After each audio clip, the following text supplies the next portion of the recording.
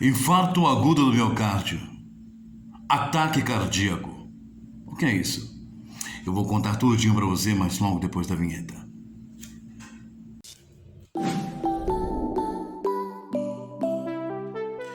E aí pessoal, tudo bem com vocês? Para quem não me conhece, meu nome é Cláudio, sou fisioterapeuta e trabalho com palestras empresariais e você é meu convidado especial. Você ainda não se inscreveu? Não se preocupe, fique tranquilo. Se inscreva agora, ative o sininho com todas as notificações e olha só se você gostar do conteúdo, deixe o seu like e compartilhe com seus amigos. Combinado? Bom, durante esse mês nós vamos começar a falar sobre as doenças cardiovasculares, as doenças que atacam o coração. E eu fiquei pensando assim, como eu posso atingir o meu público? Como eu posso dar ao meu público aquilo que ele está esperando? De uma maneira muito simples, perguntando a ele. Então nós deixamos aqui nos comentários o espaço para que as pessoas pudessem perguntar sobre doenças que gostariam de ver aqui no canal. E vamos abrir aqui o nosso ciclo de vídeos respondendo a primeira questão vinda lá do Cleiton. Ô Cleiton, obrigado pelo seu questionamento. Ele está falando, poderia falar sobre ataque cardíaco? Ok, então, forte abraço para você também. Espero que eu possa contribuir rapidamente para você com essas informações. Bom, a primeira coisa quando nós falamos de infarto do coração ou infarto, a pessoa infartou, a primeira coisa que vem à mente é o coração, é o primeiro órgão. Só que não é dessa maneira. Nós temos que entender o que é o infarto, ok? Então, é mais ou menos assim. Quando nós olhamos os vasos sanguíneos desta maneira como estamos vendo, parece que o sangue, ele percorre de uma maneira tão tranquila pelos vasos que é quase impossível criar uma lesão. Porém, não é assim. Quando o sangue ele é ejetado do ventrículo esquerdo para a artéria aorta, ele vai em alta pressão. E observe, quando o sangue começa a subir, ele já tem uma curva. Olha só essa curva, esse cajado, chamado cajado aórtico. Nessa curva o sangue já bate ali. Então a primeira coisa que nós temos que entender é o seguinte: quando o sangue ele é bombeado através do coração do lado esquerdo para alimentar todo o corpo, ele sai em alta pressão. E à medida que o sangue vai descendo, ele vai encontrar entroncamentos e curvas e um monte de obstáculos. E à medida que ele vai se ramificando, os vasos vão se ramificando até chegar aos capilares, já houve um impacto muito grande nessas artérias. Então é normal que ocorra um negócio chamado injúria do endotélio. O que é injúria do endotélio? É quando ocorre uma lesão ali no endotélio. Então observe, a artéria ou as artérias, elas tem três grandes camadas, né? Tem uma camada externa chamada túnica externa, nós temos a túnica média, onde nós temos a presença ali da vasculatura da própria veia, da própria artéria, perdão, e nós temos a parte interna, revestindo toda a parte interna das artérias, o endotélio, que é constituído de células escamosas, ok? Então, o que acontece? Se ocorrer uma inflamação, por exemplo, de tanto bater o sangue ali, ocorre a injúria. A injúria gera uma inflamação, ok? Essa inflamação rapidamente deve ser o quê? Deve ser reparada. Então, de que maneira? O próprio corpo, ele se organiza para tentar recompor aquela região. Então, muitas vezes ocorre ali um pequeno descamamento ali do epitélio, então plaquetas se ajuntam, até mesmo a presença de células como o macrófago, células que fazem parte do sistema imunológico, eles vão ali na tentativa de reparar aquela parede, né? E também cálcio e colesterol. Só que aí tem um grande problema. Nós temos o bom colesterol e o mau colesterol. O bom colesterol ele é produzido, ele tem esse nome de bom, porque ele é produzido pelo próprio organismo. E ao mesmo tempo que ele é produzido, nós podemos repor esse bom colesterol através de uma alimentação equilibrada. Por isso que ele é um bom colesterol. Além de ter essas vantagens de ser produzido e também ser ingerido, ele ajuda a eliminar o mau colesterol, que é o LDL, conduzindo o mesmo até o fígado para ser destruído. Então, observe, se o indivíduo tem o aumento da pressão, ele é um hipertenso. Então o sangue ele vai bater com muito mais força na parede dessas artérias e pode gerar essa injúria e esse processo inflamatório, ok? Processo inflamatório. Além disso, quem tem diabetes e não tem um controle ali do açúcar, o açúcar também ele é lesivo ao endotélio. Então tudo isso pode ocasionar essa inflamação. Só que ocorre o seguinte: quando tem essa lesão e o indivíduo ele tem uma dieta rica em gordura animal, o que vai acontecer? Ele vai ter um aumento do LDL. E com o aumento desse mau colesterol, quando esse mau colesterol ele encontra essas lesões, essas pequenas inflamações, ele entra através do endotélio e fica entre o endotélio e a túnica média e começa ali a se depositar colesterol e vai formando o que nós conhecemos como placa de ateroma, gerando uma doença, se não for corrigida, de aterosclerose, tá ok?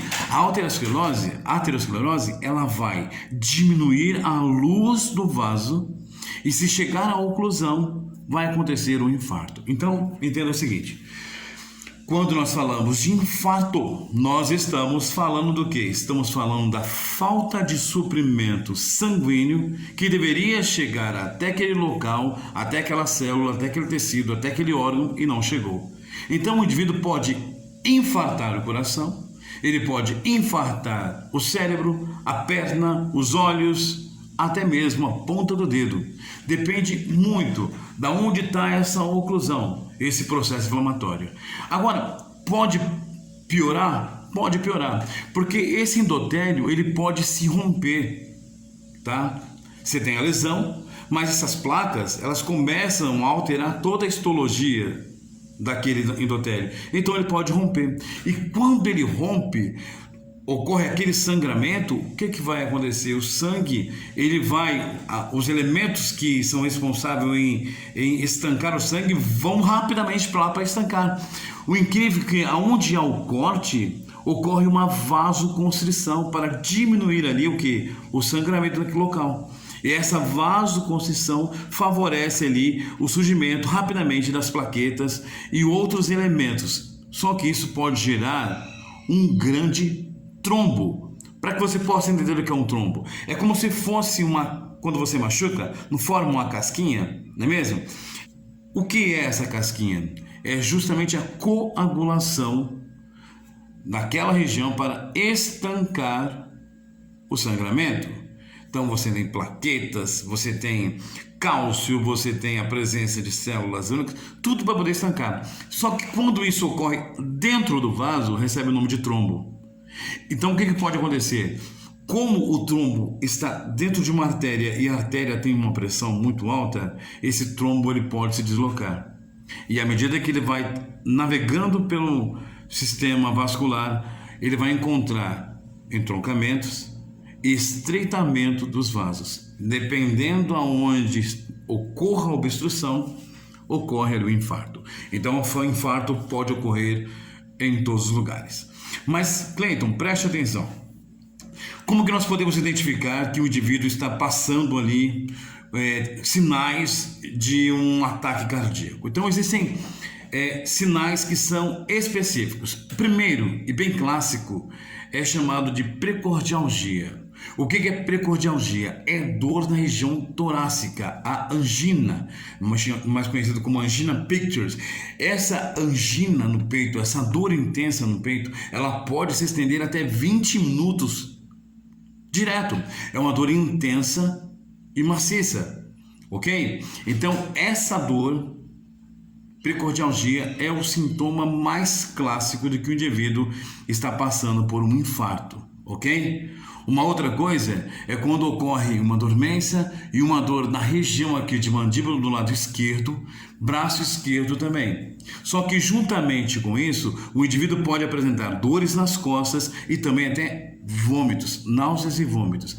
Às vezes a pessoa sente uma dor nas costas, ela sente um mal-estar e ela sempre associa o quê? A um dia de estresse, a uma preocupação, uma noite mal dormida. Porém, pode ser um indício de um sinal muito importante do que está acontecendo no coração, tá ok? Bom, o indivíduo está diante desse quadro, o que eu tenho que fazer? Primeiro, chamar a emergência, urgente. Ah, mas eu não consigo, não dá tempo, mas eu tenho um carro, o que eu posso fazer? Você tem que conduzir esse indivíduo o mais rápido possível para o pronto atendimento. Só que algumas observações. Primeiro, não há tempo de pentear cabelo, passar perfume, arrumar roupa. Muito pelo contrário, se o indivíduo estiver com sapatos, com tênis, com calça, com que você perceba que esteja apertando, tira tudo, tá ok? Tira todas essas roupas aí. Deixe o indivíduo o mais leve possível, tá ok? Outra coisa, tem que evitar.